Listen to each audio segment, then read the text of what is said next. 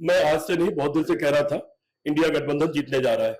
मैं यूपी के बारे में कह रहा था कि 50-50% सीट पर दोनों है, 2-4 सीट ऊपर नीचे कोई भी हो सकता है। वो मेरी बात सही साबित हुई। मैं बीजेपी के बारे में थोड़ा ज्यादा कर रहा था। मैं कहता था कि 176 से 186 प्लस माइनस 10 सीट अकेले बीजेपी की होनी चाहिए और इनके सबके मिला के 230 के आसपास सीट होनी चाहिए। अब मुझे लगता है कि करीब 240 के आसपास सीट बीजेपी और उनके गठबंधन की हो सकती है और 270 से 280 के करीब सीट इंडिया गठबंधन की हो सकती है।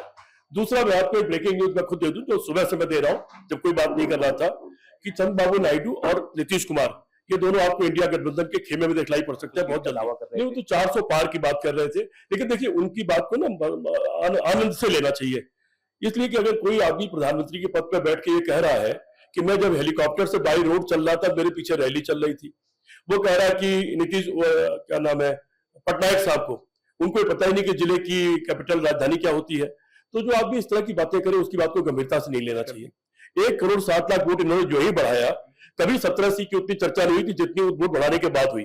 अब सारे लोग जुट गए 17 लेके रहना है। उसके बाद जो प्रशासनिक मशीनरी और चुनाव आयोग का जो उसके प्रति अविश्वास जागा, तो ठीक है, उसको आप लीजिए कि लॉ एंड ऑर्डर का सवाल है, कुछ भी सवाल है, लेकिन हम लोग विजिलेंट रहे और ऐसा कोई जिला नहीं 2-4,000, 5,000, 10,000 लोग कहीं मौजूद ना हो।